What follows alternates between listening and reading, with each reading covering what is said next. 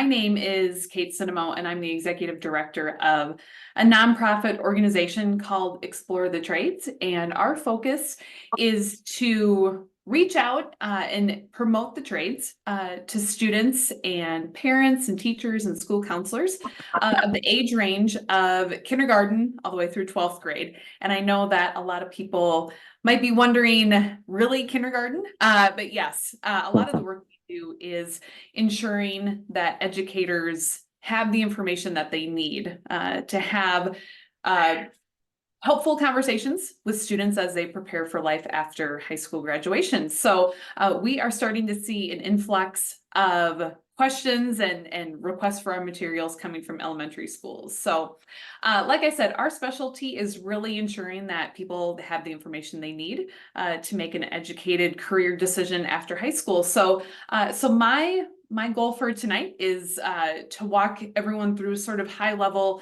of what that HVAC path might look like, and then point out some helpful links along the way, and hopefully that answers some of your questions. So I'm just going to turn off my video for now so that we can just focus on the information. And I just want to make sure, Emmy, can you confirm that you guys can see my screen? Okay. Yes, we can see it. Okay.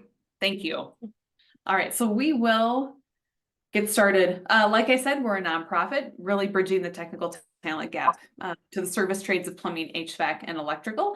And again, we primarily reach out to the educator audience so that they have the resources that they need to help students. Because as we know, I know all of you on the call have seen a lot of media attention related to traditional four-year college, and it's just not the right fit anymore. And, you know, starting in the 70s, it was a big push to get everyone to college. And now we know that we as a society did ourselves a disservice by pushing college education path all the time. And so now we're playing catch up, and we want to ensure that all of those schools have the information they need to fill their career and tech ed programs wherever they might be.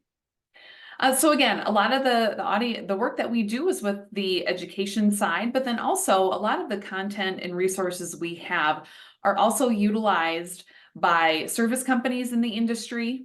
We partner with a lot of trade industry associations, a few of which I'll mention at the end of the presentation. And then also, we do partner with industry manufacturers, wholesalers, and distributors.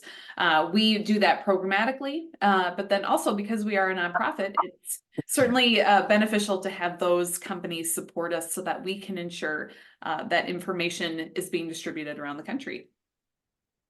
But before we get started, I don't know about you guys, but I really enjoy learning about how the trades have impacted the world as we know it. So, and I'm going to share a few facts that I find are interesting. I'm sure you guys know them already as well. But the first one, you know, just the realization that the first air conditioner was built in 1902 by Willis Carrier to help control humidity in a printing plant. So here we are over 120 years later, appreciating those air conditioners. Related to the first furnace or the weighted heating system, we can look to the ancient Romans.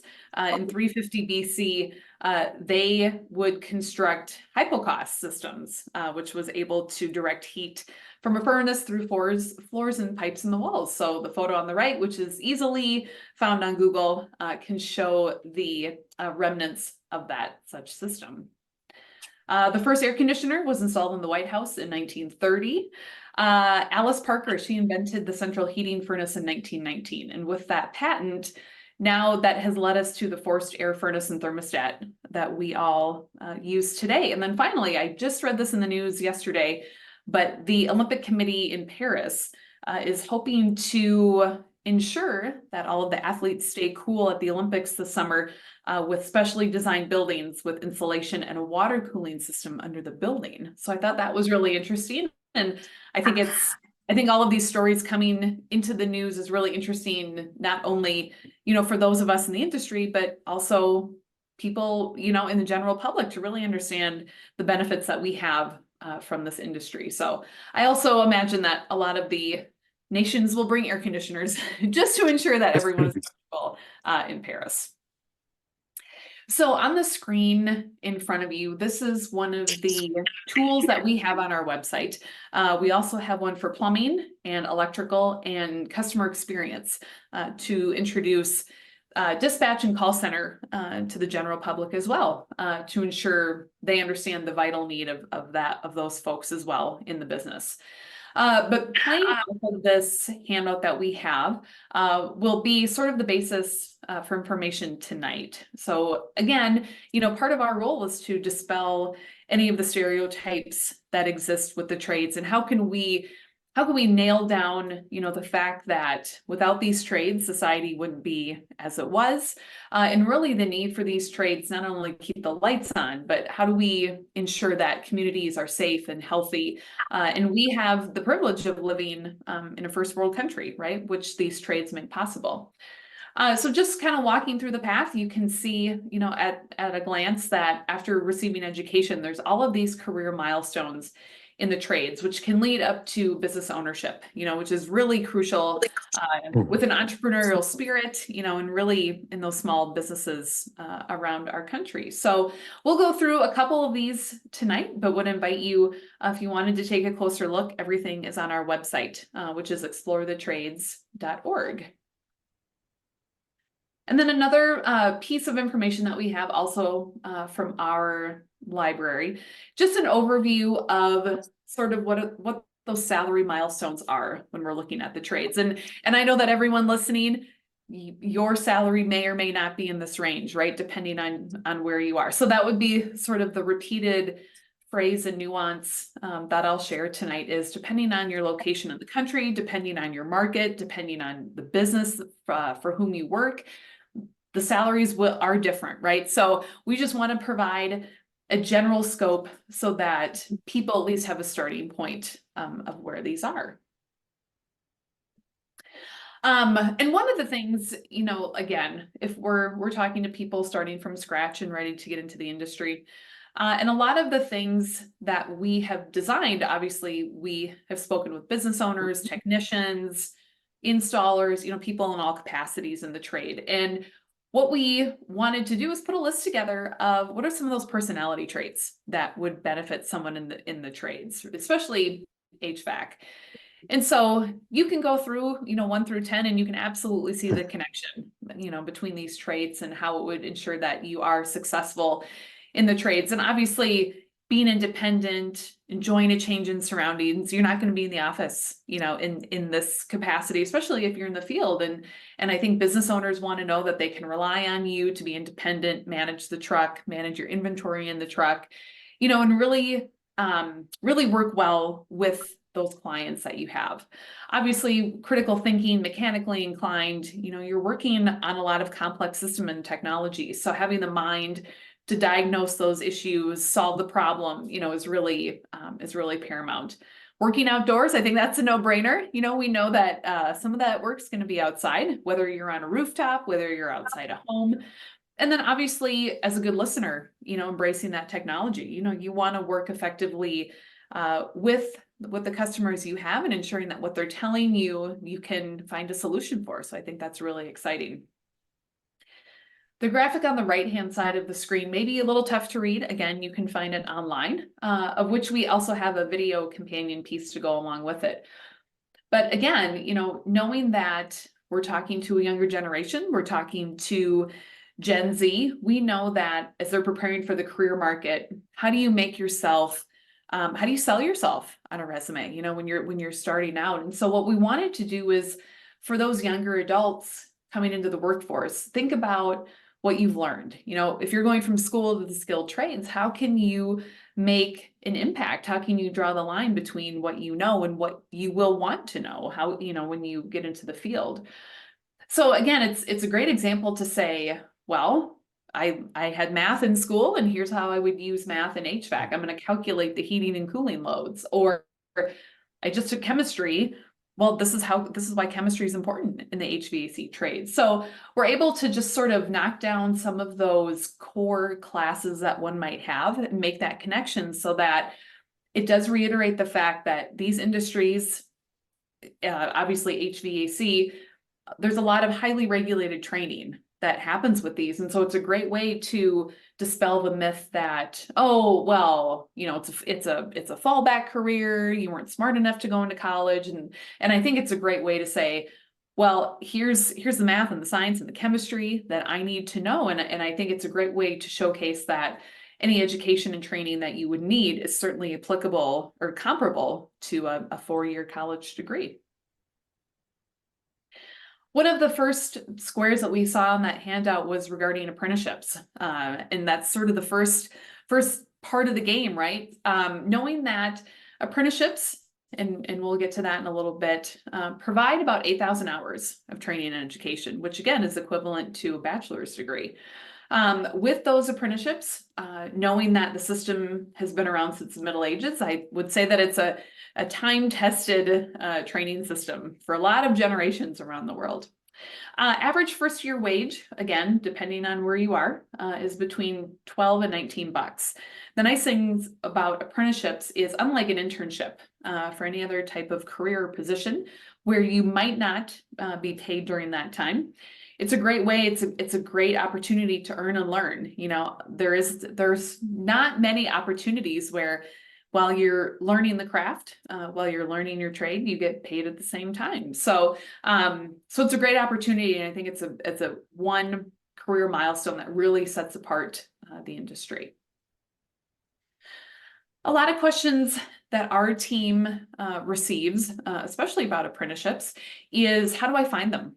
And I think, with the various sectors within the HVAC trade, concentrating on commercial and residential, there's a number of ways to find it. And again, depending on your market, I think there's a lot of opportunity. There's a lot of places to find. The first of which is if you're looking to go residential, I think it's definitely worth it to call up those companies in your community to say, hey, I'm interested. What opportunities do you have? Do you have in-house training? Is your in-house training approved by the state as a registered apprenticeship program? What other ways can I get my foot in the door? And maybe it's not an apprentice yet, but maybe it's a helper, right? And we'll talk about those in just a few minutes. Another common way, whether you have a community college or tech school close by, a lot of times they'll have those programs and they'll have certifications that come with that as well. It's a great research opportunity online, of course. Related to industry apprenticeship programs. So again, these are tied to various industry associations that we'll talk more about sort of at the end, but I think it's definitely worth checking those out as well. Also, your state's Department of Labor and Industry. A lot of states, I think most of them actually, have an apprenticeship program where companies around the state can be certified as an apprenticeship program. So that's a great opportunity to research as well. Apprenticeship.gov is the national apprenticeship website for all of those programs that are federally approved as an apprenticeship program. And then also finally, we have union programs, which are most common with commercial. And those, again, just depending on what union is in your community, that's a great way to research, find out what they're looking for, when their application windows are. So that's, those are specific questions that you can ask your local union as well. And all of those, I shared the link on the screen as well, and I know that you guys will all receive the slide deck when we're done. But all of those items, along with a map of the US, is linked on our website. So you can check out our website, check out the link. You'll be able to find every state, their Department of Labor and Industry, all of those programs, all of those details in your state. So we just talked about sort of the first stage, apprentice versus helper. And the way that we have described apprentice is sort of that registered program, long-term program, meaning 4 to 5 years, typically working under a licensed professional. So obviously pairing up with a journeyman, going to those service calls and getting those hands-on skills is really what you're doing during that time. Related to a helper, and I think this is another great way to get your foot in the door. That's a great way to explore, am I interested in this field? Is this something I could see myself doing? A lot of times those are you're going on the job site, maybe you're cleaning, maybe you're stocking the trucks, maybe you're running parts, but it's a great way to get to know some of the technicians, some of the employees, to really see what they're doing, and a great way to kind of ride along informally with all of those folks. So when we're going through these next few slides, I wanted to break it out residential versus commercial, and you will see that a lot of job responsibilities are the same for both, but there might be one or two different things that would set them apart related to residential and commercial. I would say, as we're working through or looking at what a residential apprentice would do, I think one of the main things that would differentiate it from a commercial role is customer service, right? As a residential apprentice, you are in people's homes and your client is the homeowner. So with this aspect, it's a lot of great customer service, really focusing on the soft skills that are needed in residential versus commercial. Outside of that, we have on-the-job classroom learning, 4 to 5 years in length of those apprenticeship programs. And the nice thing is, as you achieve certain milestones within that apprenticeship, you would have an increase in wage as well. And of course, with the asterisk at the bottom, of course, it depends on your state requirements as well. So moving over to commercial, again, it's a lot of the repeat items as well. Of course, it's different if you're going through an apprenticeship through a union. They would have specific requirements that you would have to meet as well. Certainly, related to commercial, if you are working in business and retail settings, you're going to have different clients, right? Or maybe you won't see the client at all. So I think that's really the big differentiator as well.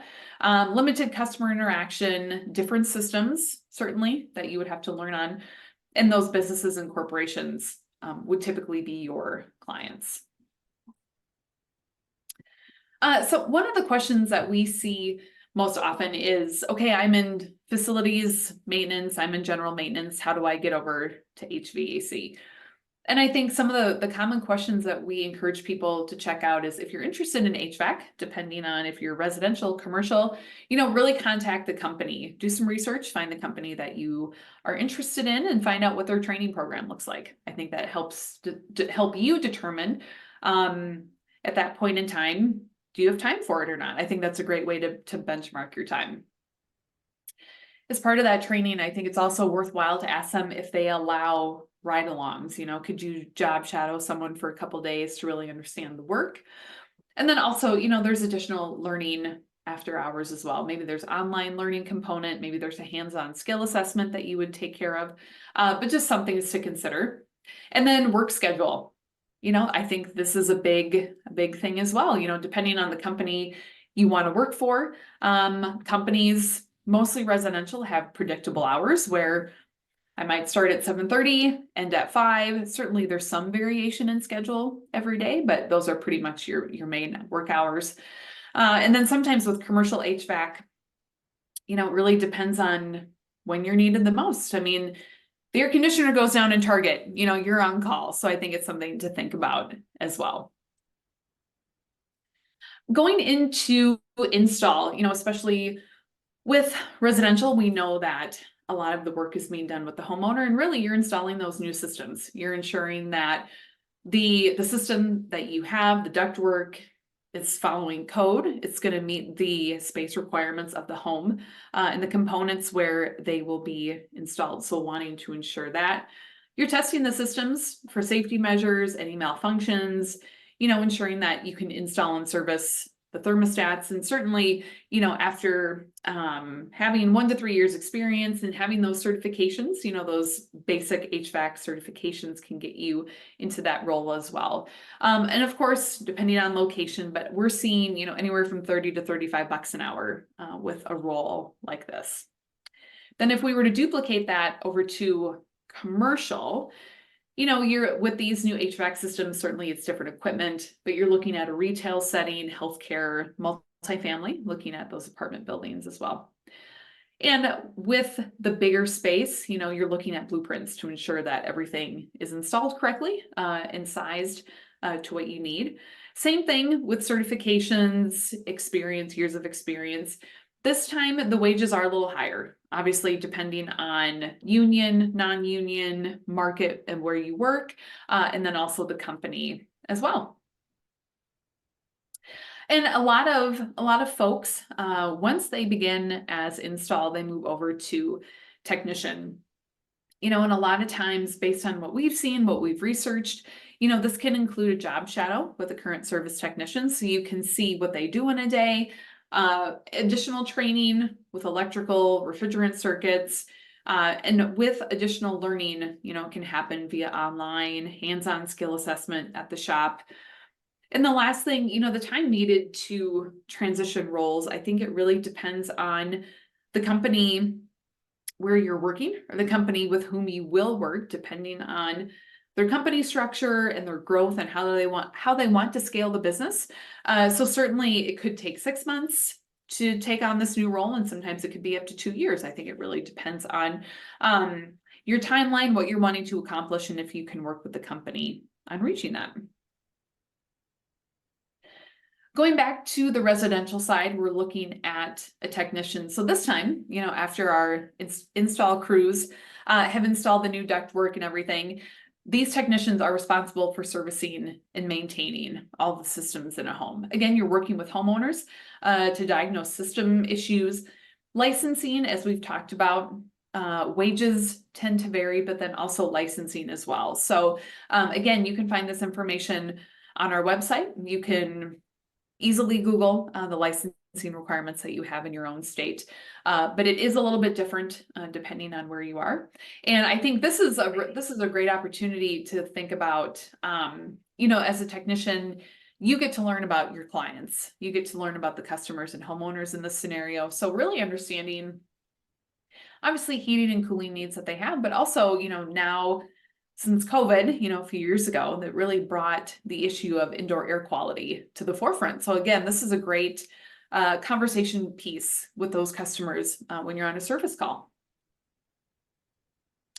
Related to the commercial side, again, it's sort of the same thing. You have the opportunity to maintain and fix all the systems that were installed. So you're troubleshooting in those commercial buildings. Training might be a little bit different as you're starting to work on more complex pieces of those systems, but there is a lot of overlap outside of the working environment that you might have. So then in some states, of course, it depends on title, training requirements, things like that. But if you are in a position where you can sit for your journeyman's license, just wanted to break out the difference between technician and journeyman. With technician, a lot of times the combination of education and field experience can get you that certification. If we're looking at a trade school, they most often have a certificate program. So average year could be 1 year, sometimes we're up to 2. So those would be the common times, lengths of time that we would see. And then working on those calls under a licensed professional, which would be a journeyman. And then with a journeyman, it's typically found in a commercial setting, like we've always already discussed. You would have to sit for a licensure exam to obtain that certification. This time you are working unsupervised because you are the licensed individual. And sometimes you would be supervising those apprentices and technicians on the job site. So just a couple main differentiators with those roles as well. So now, obviously, we're looking at moving on after the journeyman technician opportunities. If you ever felt like you wanted to, start with leadership roles in the industry as well. And with a residential and commercial field manager, this is the opportunity where you have the chance to exercise, some management experience, as a liaison between customers and technicians and other staff, dealing with any products or services that you're offering. This is a great way to not only still provide guidance and technical expertise to your team, but also the whole management piece, right? You want to make sure that your employees are performing with safety processes that you have, making sure everyone has what they need, working those jobs with efficiency, things like that. And a lot of times this would be the right-hand person to the service manager. So perhaps you're checking on employee one-on-ones, just ensuring that everyone's doing what they're supposed to. After about 3 to 5 years experience, we would typically see someone move up into this role. Again, you're exercising some management experience with those HVAC certifications that you already acquired earlier. Salary range from this, of course, depending on where you are, we can see a salary range from $65,000 to $90,000 with this. Moving on to the service manager on the residential side, this is where I would say there's a lot of, you're probably less in the field, more with the leadership management role as you're supervising your team of technicians. So again, more managerial and more looking and working on the outside of a process, working with vendors and suppliers regarding any projects that you have coming up. What does that project inventory look like? What's our timeline looking? So not only are you working with your technicians, but you're also working with the dispatch and call center to ensure that the call board is full, but we can still get to these projects in a timely manner. And then of course, you're some in the field, but not really, there's a lot of direct communication with your technicians. This is also the opportunity where, you're working on your department budget. So let's see what that looks like, and managing the KPIs or the metrics that your team is responsible for throughout the year. So again, this is definitely management level. And you also, think about building your team. Now you have the opportunity to interview those prospective folks that would be joining the team. Typical salary range, we could see this if it's a small shop, we can see about 60 all the way up to 100. Also keep in mind that depending on where you work, there could be some incentive performance pay with this as well. Very similar position with the commercial side. This time, rather than working with homeowners, being involved in those projects, typically would be the building operators and the HVAC techs within a retail or business setting. Other than that, again, it's very similar to what you would see on the residential side, doing more of the management budget work and interviewing those techs and installers who are coming on board. Another key component that we see in HVAC more so than plumbing and electrical is the sales side of the business. Really coming into that, the title specifically with residential can be found as comfort consultant or comfort advisor. But really you are working closely with the homeowners to determine what HVAC system they need. Maybe they need a new one, maybe they need an upgrade, maybe they need some additional components to the system that they have. But this is really, it's kind of a hub and spoke idea, right? So as a comfort consultant, I need to know what the bandwidth, what the time capacity is of the install team. I want to make sure that if I'm working with Mr. and Mrs. homeowner and they need a new system, I want to ensure that my install team has what they need to get the job complete in a timely manner. So you're working closely with the install team to ensure the job board is full. You're also working closely with the service technicians or journeymen because that group of people is a great lead source for you to do your job. So if I'm a technician and I know that I was just at a home and they talked about, the system not working correctly and it's making old noises, things like that, I think it's a great lead source for the comfort consultant. And I think back a couple of years ago, we had to get a new system in our home, and the technician came, our system was 15 years old already, so we knew we were sort of on borrowed time with that. But they walked through what a service plan might look like. They proposed different fixes, and ultimately we decided that the investment was better spent with a new system. And so, 2 days later, the install team is out to help get that sorted out. So with a comfort advisor, you're working with different departments closely to ensure that there's sales leads coming in as well. And you're also responsible for creating any of those inside sales processes, any sales proposals as well that you would have for the homeowners. Certainly in this type of role, a sales experience is paramount. And I would say learning and understanding the industry and the systems and the, the ever-changing technology is really important so that you can effectively sell and provide the homeowners, with the solutions that they need.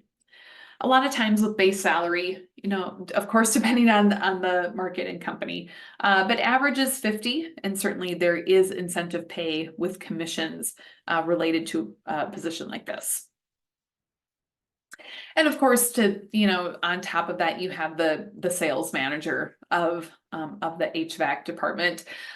This person definitely managing the team of sales reps and comfort consultants, and of course, stepping in with any client relationships, both residential and commercial, that might come up with projects like that. Again, you're working closely with customer service and install and the service managers to ensure that the board is full. We have what we need to get the job done. Budget work, of course, with KPI tracking. Salary range, 55 to 140. That's a big delta. That's a huge range. But again, it depends on the company that you're at, and obviously there's performance pay with that as well. These are a couple of the associations related to the trade that I wanted to share. I had brought those up at the start of the presentation, but all of these industry associations provide not only additional training, online training, they are also plumbing, PHCC and ACA. Those two industry associations also have member companies. So plumbing and HVAC companies are members of these associations. They also have part of their association also takes care of the lobbying efforts in Washington on behalf of the industry as well. So I would say, finding the chapter of those associations in your state can be helpful, not only to look for jobs, but also connect with companies as well. Another resource in the HVAC industry is Women in HVACR. So this organization is really there to bolster the number of women in the HVAC trade, from technician, call center, dispatch, sales, leadership, all of the different capacities that extend into the HVAC industry, both residential and commercial. They're a great resource as well. And then also the link on our website where you can have licensing information. You can find it by state, along with a number of other resources as well. So wanted to leave that there. Like I said, a lot of the information we have is used by schools around the country. We currently have our materials in almost 1,400 school districts around the country, which we're pretty excited about. But also, if you're working with a company right now, if you are a part of any of the recruiting efforts, if your company goes to career fairs or recruiting events or home and garden shows, a lot of numbers 1 through 3, right? The posters, the videos, classroom kits, these are utilized by businesses in the industry as well. So definitely dual purposed. I also linked the number 4 on the screen as well. We have a partnership with Ferguson every year to award equipment grants to middle schools and high schools around the country. So our application window just closed for this year, but we're planning to open it up next fall. So again, if you are so moved, to be sort of an ambassador of the trade in your community, feel free to swing by our website to find those resources that your community can benefit from. And then if you have questions, it's myself and a team of 2, Maddie and Tony, are on our team. So if you have any questions or would like to learn more, or however we can help, certainly invite you to reach out and give us a shout, and we would be more than happy to help. So at that point, that is what I have so far, Emmy. Awesome. Yeah, no, that was great. If you guys have any questions for Kate, now would be a great time to ask anything on your mind.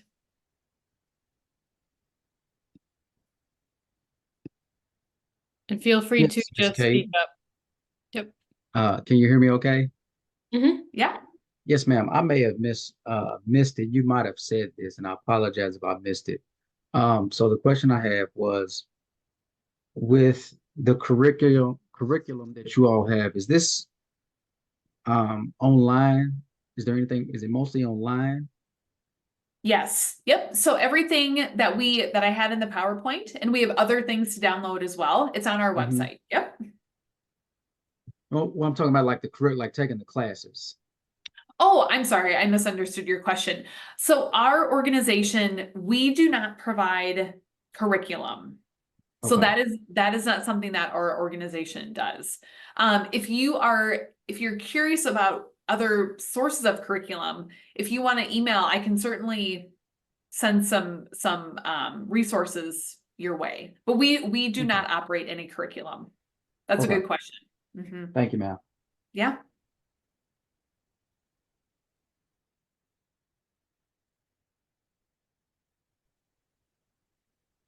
Someone wrote in the chat, myself, Deaf, and I were wondering if there's a network for a deaf HVAC. Just curious since I'm in my final quarter of my HVAC program. That's a great question. And I have never been asked that question before. What I would offer, and this would be to Spencer, the Emmy's gonna email the slide presentation to everybody. You guys all have access to it when we're done. So if you wanted to email me offline, I'd be happy to help connect you with any programs or any contractors in your area. I'd be happy to help look for that. But honestly, I don't know. I've never had that question before. Yeah, that is a good question. Very good question. Right. I think this is more a question for me. How far would certificates from SkillCat carry me? I guess, Stefan, can you explain a little bit more about what your goals are, and then I can answer more accurately towards your goals?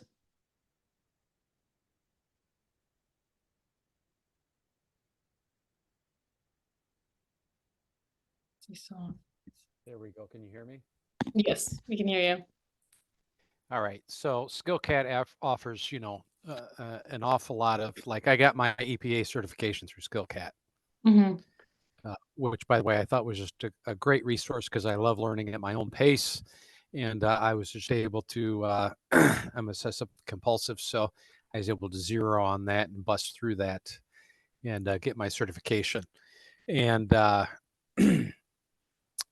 so they offer a lot more training, and truth be told, I've been working in air conditioning for a long time. So that was just, kind of came later for me, kind of did it backwards.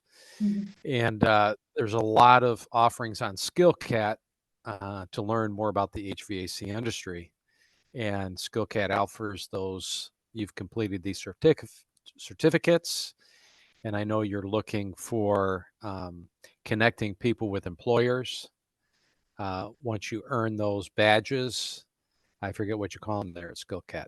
So if you're just starting out in the industry and you just start absorbing all of this information from SkillCat, how does that help you when you go to a local company and say, hey, I would like to apprenticeship with you. I want to learn this trade. And here, I've got my EPA 608 license, category 2 or 1 and 3 as well. And I have taken all these courses through SkillCat in HVAC, from the basics all the way up into the, how to use a multimeter, how to do flame rectification, and all of those details. Yeah. So I'll let you take it from there. Is how beneficial is that versus going to a college, getting some sort of certificate degree, the apprenticeships you talked about, the journeyman. So I just would like to hear your thoughts on what SkillCat offers and how far that can carry you. Yeah, no, definitely. I think that's a great question. I think I also have some great SkillCat members that can probably answer even better than I can, because my opinion would probably be a little biased.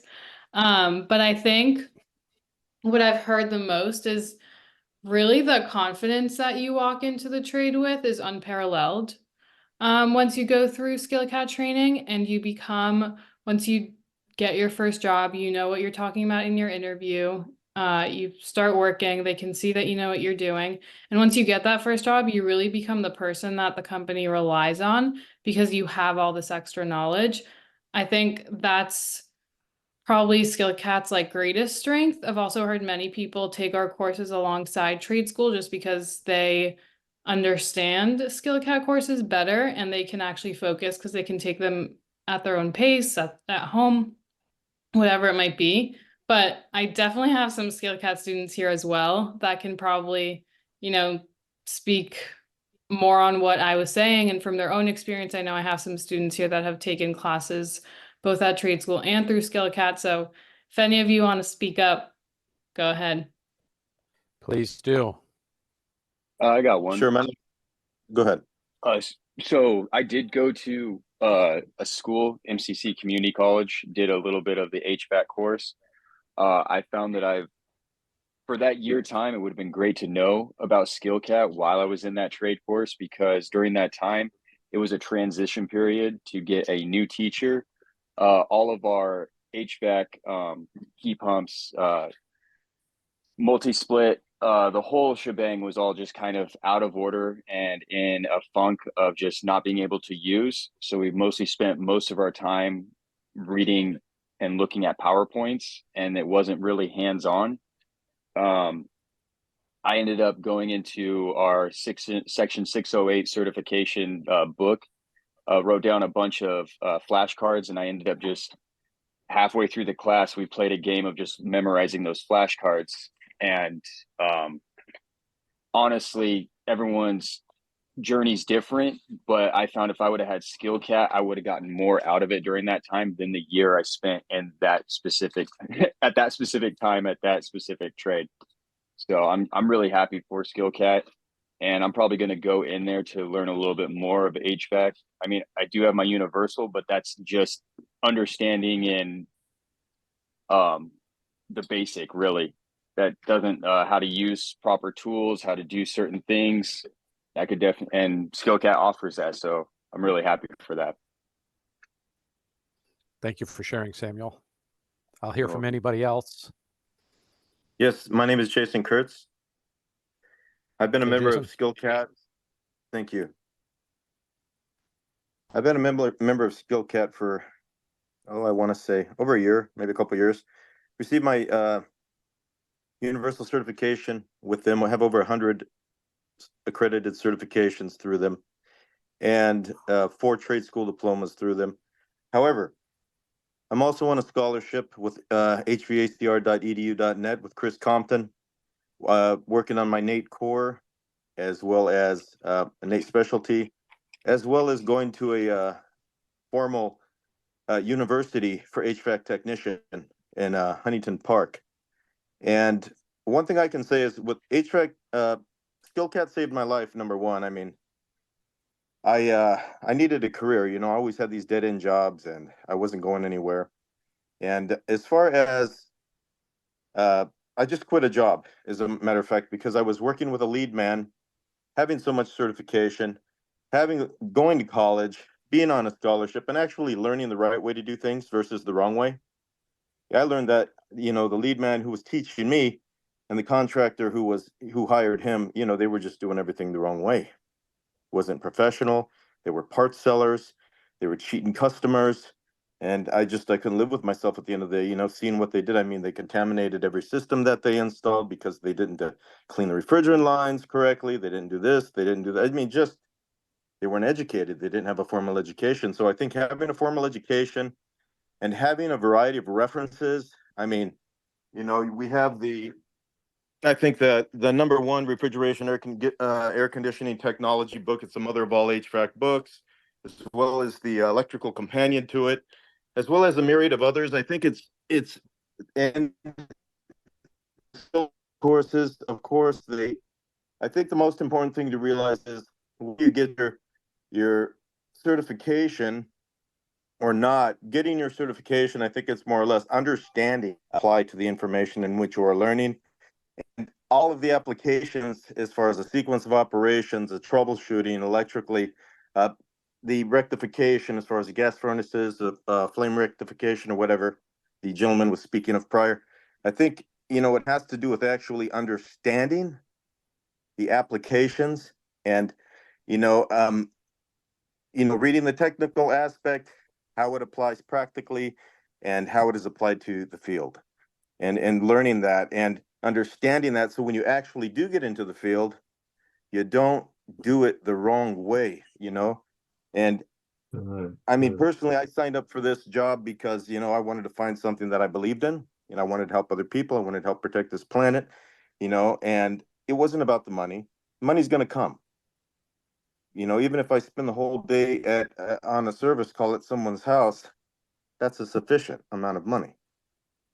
I don't have to be in and out. Time is money, the old concept, the contractors, time is money, time is money.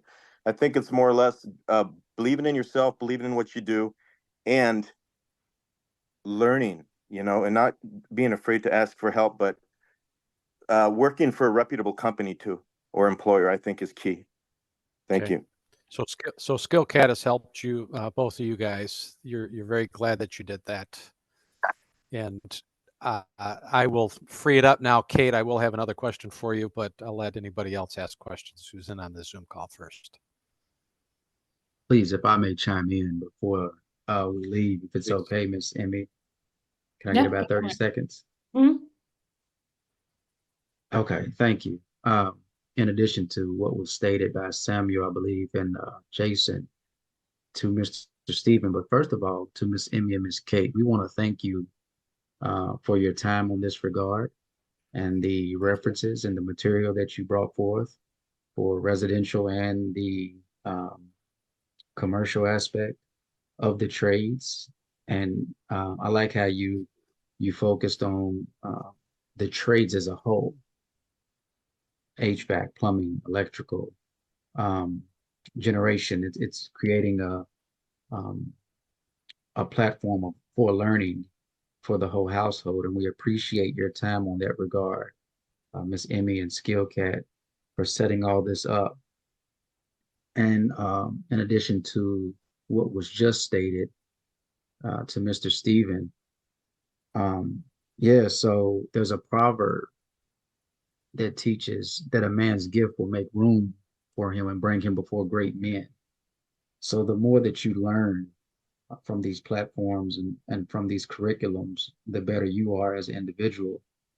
And like the lady, I forget her name, Jennifer, said last week, you're adding to your resume, you're adding things to your resume that you can bring to the table for yourself.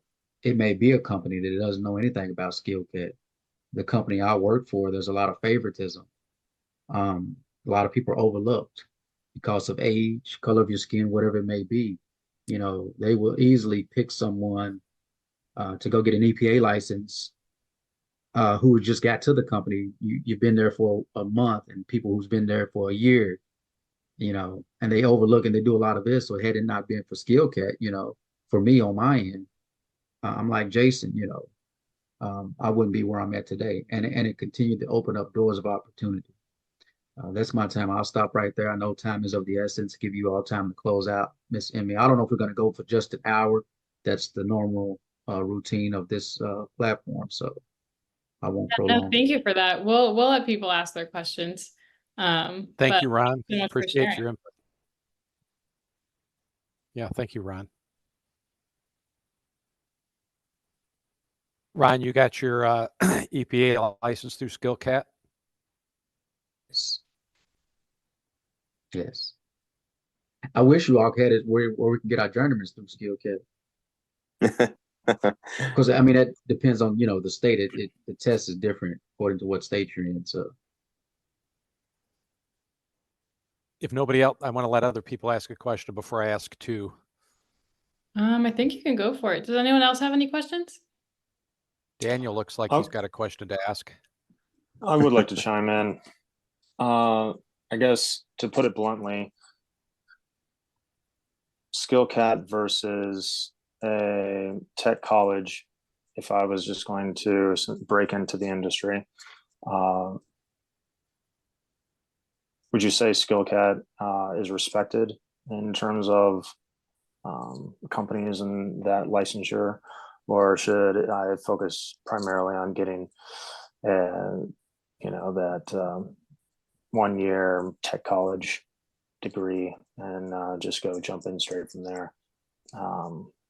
Which one would mean more to, would you say, the general company? I'll let you guys answer that one.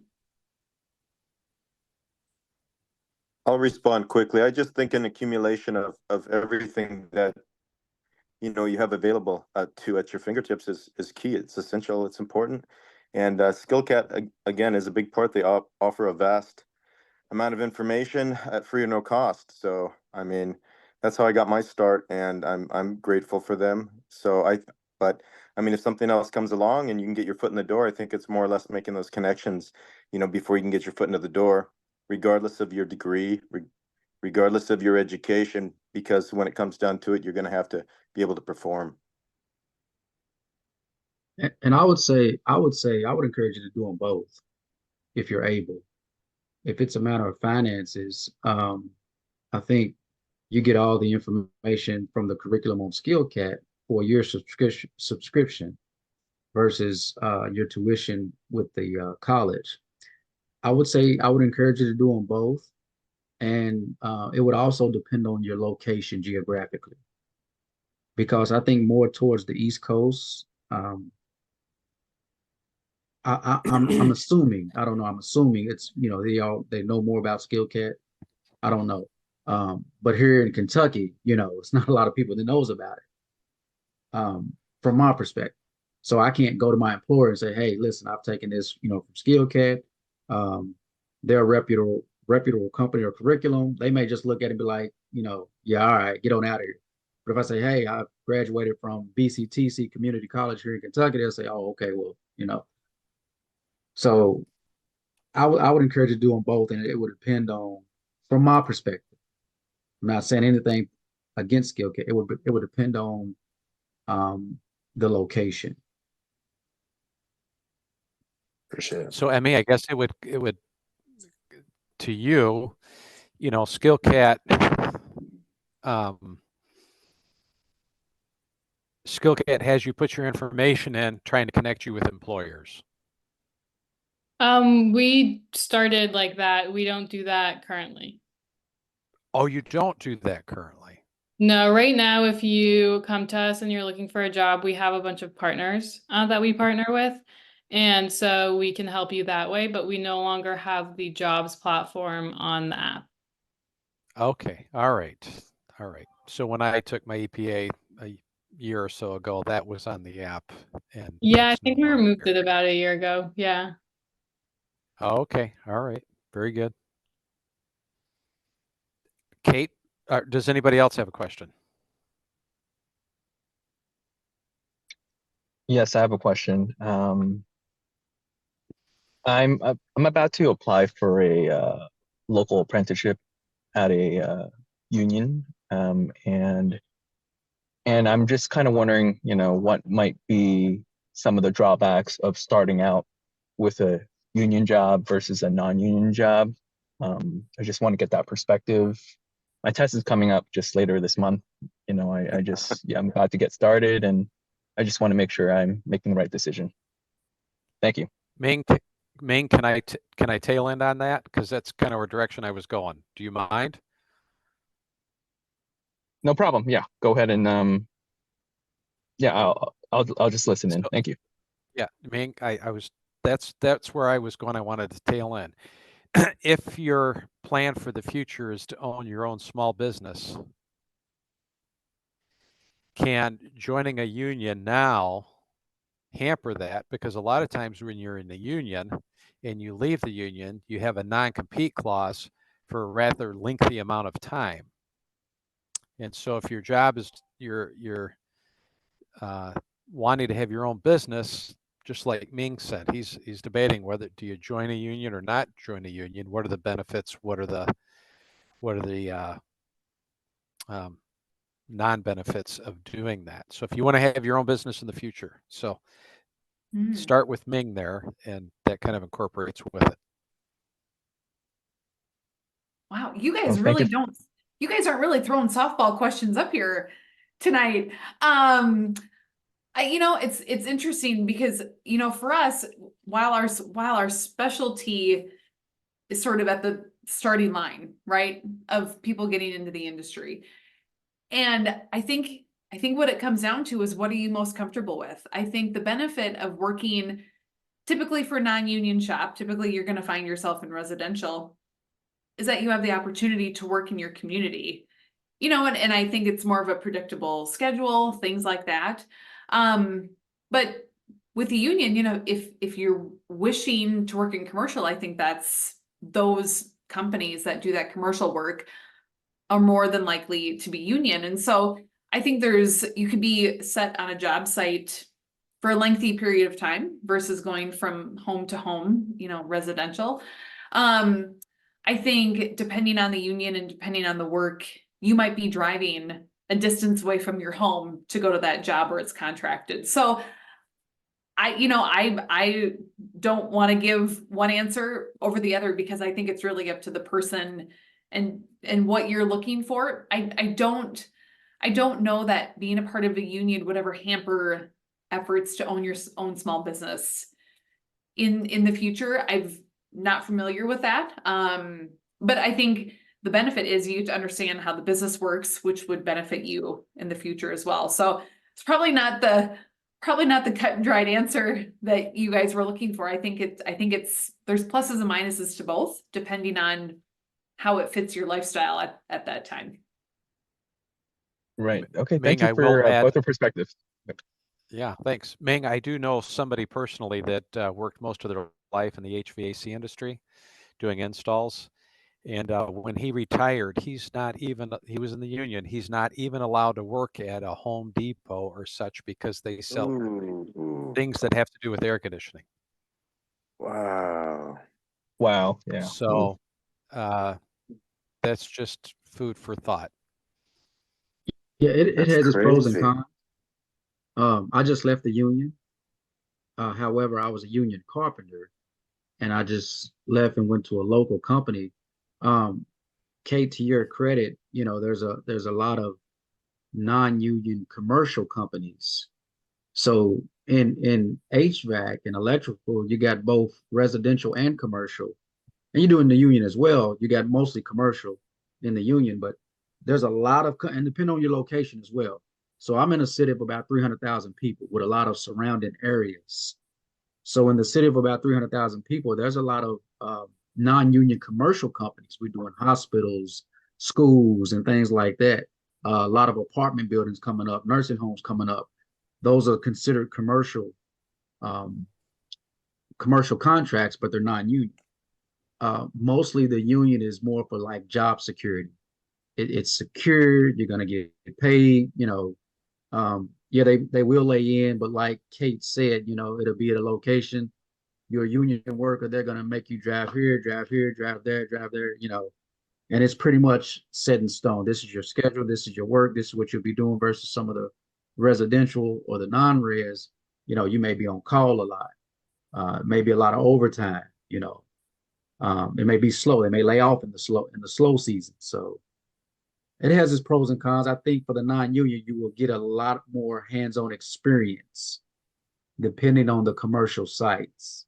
Because some commercial sites, you might just be lifting ductwork, just putting up ductwork. You ain't really getting your hands dirty. Versus the residential, you're in there, you're grinding, you're learning your tools, you're cutting yourself, you're learning what not to do. You're getting refrigerant burns. You're doing all of this. You're really learning. Okay. There is retirement benefits with union, though, right? Yeah, you got Ron? pensions, you got all type of stuff. Right. Does that So come on out of your the own, you due gotta money? plan for that. All those dues you pay, they better give you some type of retirement. Yeah, there's definitely gonna be dues and everything. There's a whole schedule for the 5 years in terms of how much raises and dues that will come into it. And yeah, so I heard a lot about the benefits. I just want to see, listen to a different perspective, and oh, you guys definitely provided that for me. So I appreciate that very much. Thank you, guys. Awesome. All right. Well, thank you all for joining, and thank you, Kate, so much for hosting this webinar for us. I will send you all a recording of this webinar. You guys can also access it at any time. As long as you are still a SkillCat member, you'll see it on the new community tab. If you logged into the app today, you might have noticed that we added a new tab. But all of our webinars will be on there. And tomorrow I'll also send you some follow-up information with Kate's contact information in case you had any extra questions for her or just want to chat. So you guys will have all that. Kate, is there anything I'm forgetting? No, I really enjoyed listening to your conversation. I think it's really beneficial to have those of you who've used it before who are in the community to answer questions and feedback. I think that's really valuable. So I'm very impressed by the discussion. And just like Emmy said, if you guys have questions or need anything, you guys will have my contact information along with our team. So please reach out if you need anything. Awesome. Thank you, Miss Kate. Kate. Thank you, Emmy. Yep. Thank Thank you, you all Amy. for joining. Have a good night, guys.